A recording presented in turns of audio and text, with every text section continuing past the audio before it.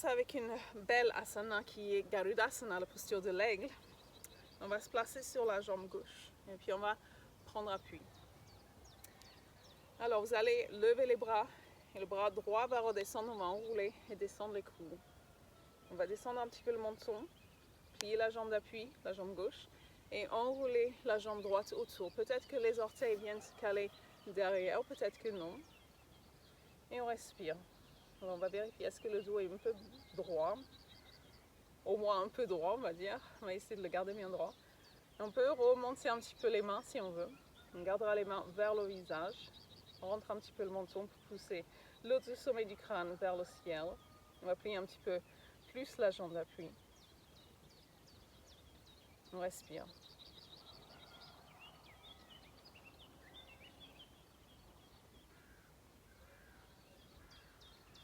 Voilà, on va revenir. On va déployer les ailes, balancer un petit peu, fermer les yeux et sentir avant de reprendre de l'autre côté. Vous pouvez vous ancrer sur votre jambe droite. On va monter les bras, descendre le bras gauche et l'enrouler autour de l'autre. Pardon, c'est l'inverse, le bras droit autour. C'est ce qu'on vient de faire. Donc c'est le bras gauche autour du bras droit et puis la jambe gauche autour de la jambe droite. Donc voilà, c'est toujours un peu compliqué quand on reprend. Parce que là, ça fait quelques mois que je n'ai pas enseigné, hein, je suis désolée. C'est un peu rouillé. On respire. Donc voilà, j'avais repris l'enseignement la semaine avant le confinement.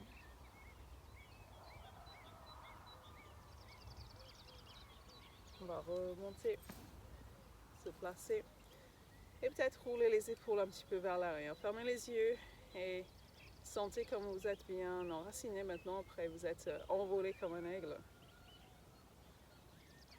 Sentez comme ça travaille au niveau du dos derrière, ça vous a permis de mieux respirer. Donc les parties arrière du poumon qui sont maintenant déployées. Maintenant, on va se tourner sur le tapis. On va travailler sur l'équilibre aujourd'hui, parce que c'est ça qui permet vraiment de se vider la tête. Vous allez regarder l'avant de votre tapis. On va se placer avec les mains en Anjali Mudra et la jambe gauche qui est prête à partir vers l'arrière. Donc vérifiez que vous avez bien engagé les quadriceps devant et que vous avez la nuque bien longue. On va expirer et laisser la jambe derrière remonter. Les mains avancent. On va chercher à bien allonger la jambe d'appui et redescendre cette hanche-là pour qu'elle soit au même niveau que l'autre.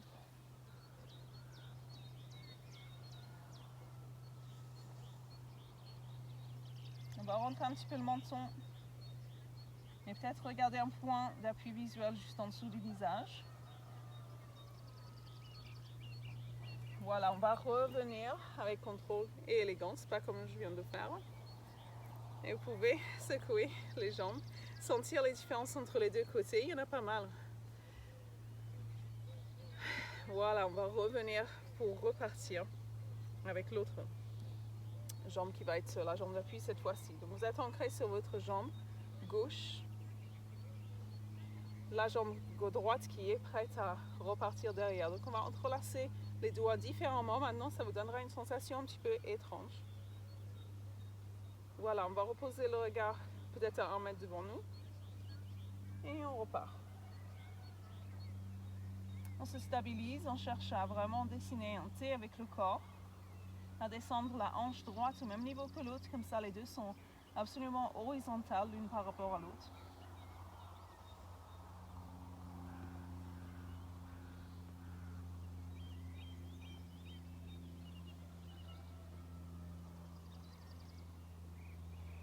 Inspiration et on va revenir peut-être avec un peu plus d'élégance et de grâce que la première fois. On va laisser circuler, laisser agir les effets de cette belle posture du guerrier. Très bien. Donc on va écarter un petit peu plus.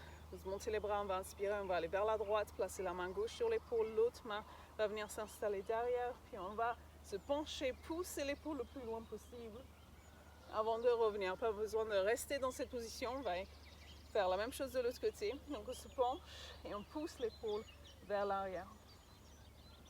Si vous avez besoin, vous pouvez aussi utiliser cette main, la main droite de ce côté, pour aller se chercher la cuisse ou peut-être l'autre cuisse si vous préférez. Et on prend appui pour pouvoir rester un petit peu plus longtemps dedans. Inspiration, expiration. Et on respire.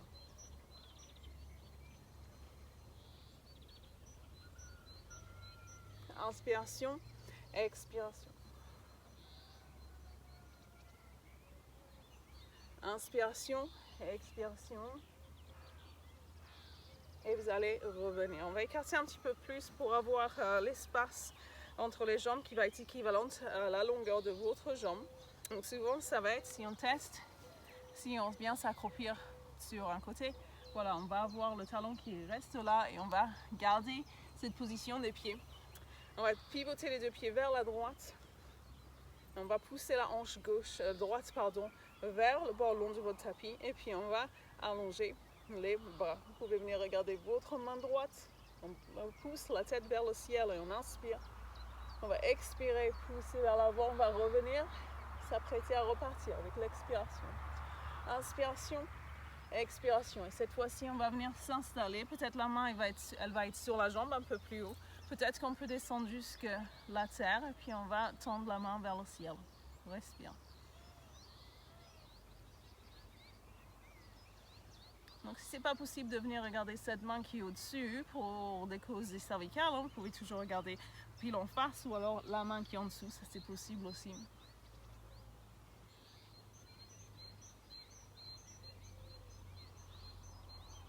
Ok, on va revenir comme on est arrivé, on va tourner les deux pieds de l'autre côté, s'apprêter à répéter la même posture.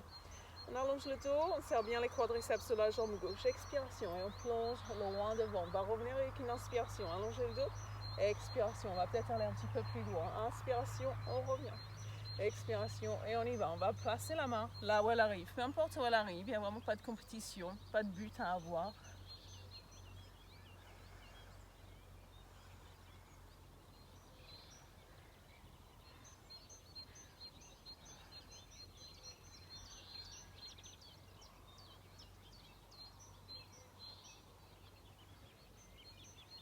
Inspiration, on va remonter et on va ramener les pieds l'un vers l'autre. On va relâcher. Prenez le temps de sentir tout ça.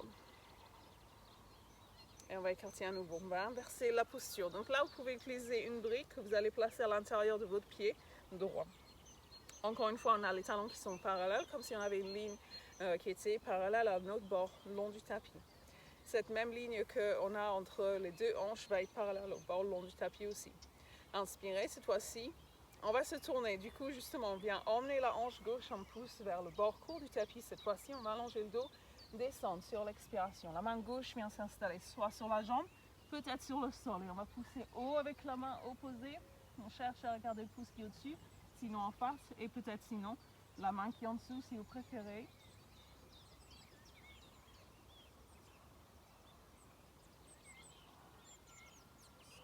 Très bien, on va ramener la main ou peut-être ramener comme on vient de venir. On va changer pour aller de l'autre côté. Donc vous emmenez votre hanche vers le bord court du tapis devant vous. On cherche à bien agrandir le dos, écarter les mains l'une de l'autre. On va inspirer et descendre. Vous voyez comme le dos est tout plat et on a serré au niveau des quadriceps pour protéger le genou. On va venir emmener la main droite vers le pied opposé et monter la main. Et on respire.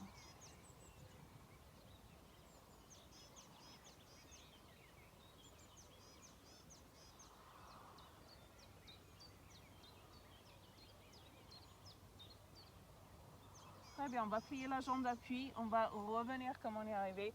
On va rejoindre les deux pieds, les mains aussi. Respirez un temps.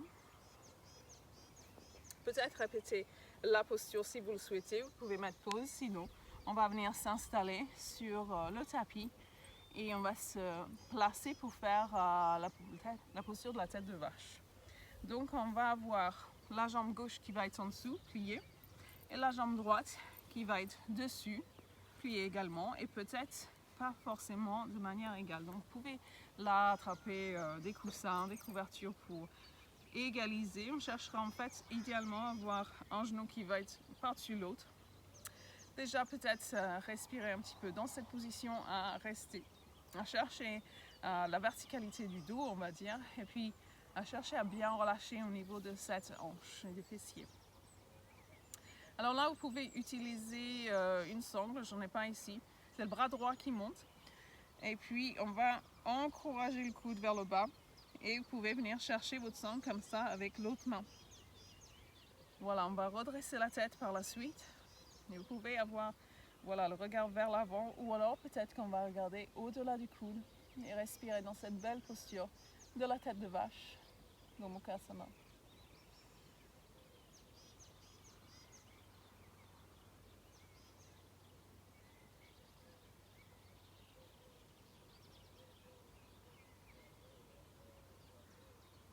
Très bien, on va ramener la tête, relâcher les bras. N'hésitez pas à venir tourner un petit peu l'épaule gauche, parce que c'est l'épaule gauche qui a fait le plus de travail. Et puis on va changer les pieds pour placer celle qui était au-dessus. Donc la jambe droite qui va être en dessous maintenant, et on a le talon qui va être proche de l'ischion. Et même chose de l'autre côté. J'ai de plus en plus d'herbe sur les jambes. C'est, j'espère, pas une distraction pour vous. Donc voilà, on va être installé comme ça. Si on pose, rien que juste poser les mains sur le genou, on sent que ce peu de poids qu'on a posé là va ajouter un petit peu de gravité et de travail à faire pour les hanches. Et peut-être que c'est suffisant, vous n'êtes pas obligé de rajouter les bras, mais c'est vrai que ça donnera une dimension supérieure parce qu'on travaille sur toute cette zone. Donc sur deux chakras, le chakra du cœur et le chakra de Vishuddhi, en rajoutant les bras. Donc c'est ce qu'on va faire. Pensez à prendre l'autre sangle, on va inspirer, lever le bras. On va encourager déjà le coude vers le bas avant de venir chercher la sangle ou la main. Et puis, soit on regarde vers l'avant, si c'est ce qu'on a fait de l'autre côté, ou alors on va regarder vers au-delà du coude, on va dire, et on respire. Donc, cherchez à reculer le coude parce que naturellement, il aurait envie de tomber vers l'avant, et c'est ce qu'on ne va pas lui laisser faire. On le recule, et on respire, on relâche bien les épaules. Peut-être que vous avez une sensation d'emporter pas mal sur vos épaules en ce moment.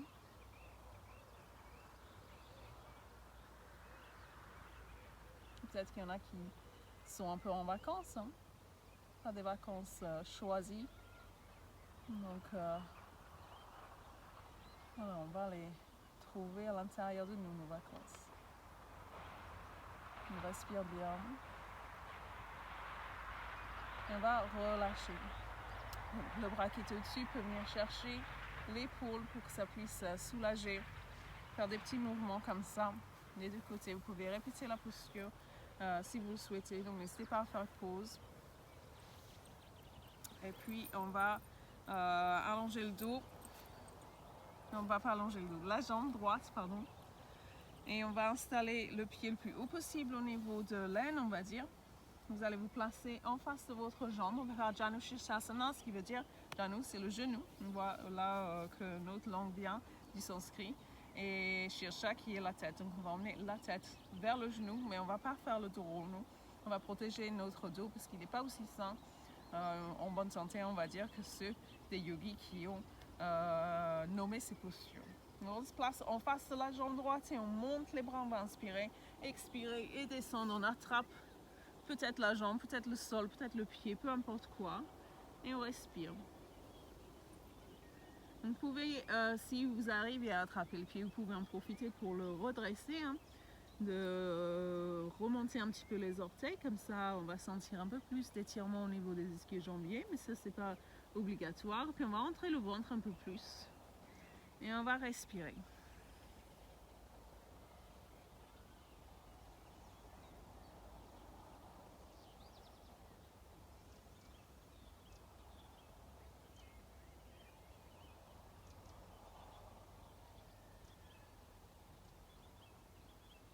Très bien, on va remonter, ce sera le moment de répéter la même posture de l'autre côté.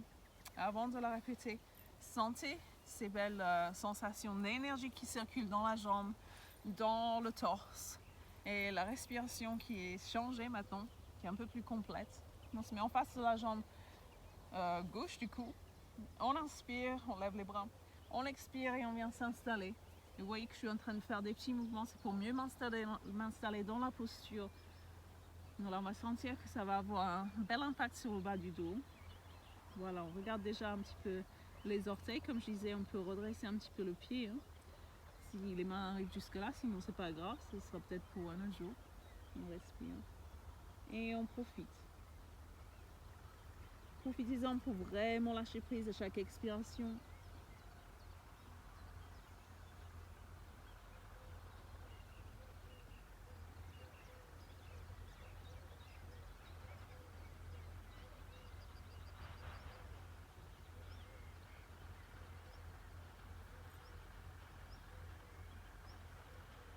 Très bien, on va remonter, puis je vous invite à vous installer sur le ventre pour Dhanurasana.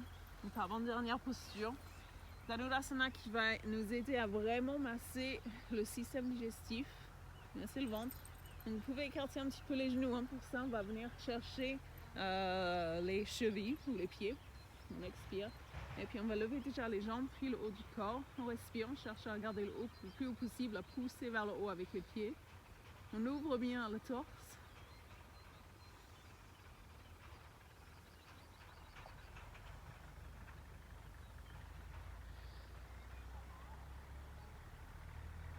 Expiration, on ramène les pieds, les mains de part et d'autre de la poitrine, et puis on va reculer, on va aller directement en Dhammakasana et se relâcher.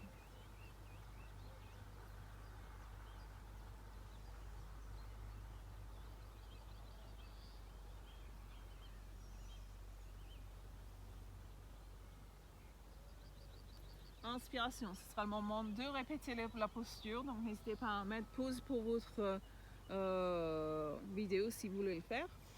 Sinon, on va rentrer dans Markasana, la posture inversée du singe, finalement, Supta Markasana, Parivirita. Et vous allez commencer avec la jambe gauche. Donc, posez soit la joue droite ou le menton. Et vous allez lever la jambe gauche en inspirant. On va la laisser descendre un petit peu de l'autre côté.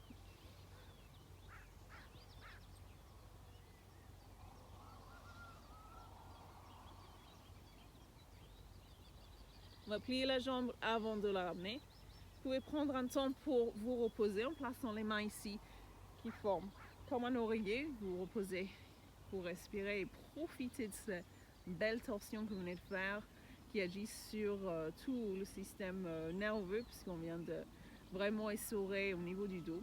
On va reprendre. Donc vous pouvez redresser. Pour redresser, on va placer les mains. On va placer la joue gauche ou alors le menton. Et puis, on va lever la jambe droite sur une inspiration. Expiration et on baisse.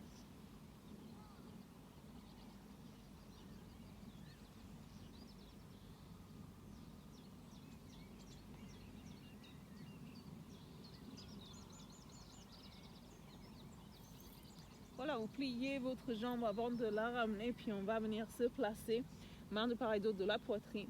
Revenir et n'hésitez pas à écarter un petit peu les cuisses si vous le souhaitez, comme ça on va venir se placer. Soit le front sur le sol, soit le menton sur le sol si vous préférez.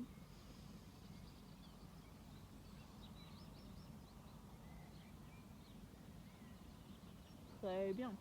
Et vous pouvez vous placer sur le dos. Pour ça, on va faire Pavana Muktasana. Vous allez ramener vos genoux sur la poitrine tout simplement et on va écraser les genoux sur la poitrine. On va rentrer un petit peu le menton, aplatir la nuque et on respire. Ce qui n'est pas forcément possible, facile dans cette posture puisqu'on n'a pas beaucoup d'espace pour respirer. Et c'est ça qui va stimuler le système respiratoire. Sentez votre ancrage, votre connexion à la terre, même si vous n'êtes pas forcément au premier étage ou au rez-de-chaussée. Ça peut être quelque chose de symbolique aussi. Puis on va tendre une jambe. Puis l'autre, et ça sera votre Shavasana. Vous allez fermer les yeux, vérifier le placement de vos omoplates et lâcher prise. Vraiment relâcher. Sentir comment vous venez, avec juste quelques postures, de vraiment ouvrir votre système, tout remettre d'aplomb. On peut sentir que vraiment toutes les cellules du corps sont en train de se réjouir de cette séance que vous venez de lui offrir à votre corps. J'espère que ça sera assez longtemps pour vous, sinon N'hésitez pas à rester plus longtemps dans votre Shavasana pour sortir. Si vous voulez faire votre pranayama, vous allez vous tourner pour remonter de manière yogique de votre posture. Donc j'espère que vous avez pu profiter un petit peu de ce soleil couchant avec moi et vous sentir un peu en nature si c'est pas quelque chose qui est accessible pour vous en ce moment. C'était un plaisir pour moi de partager ce moment avec vous, même si c'était juste énergétiquement. Merci, namaskar.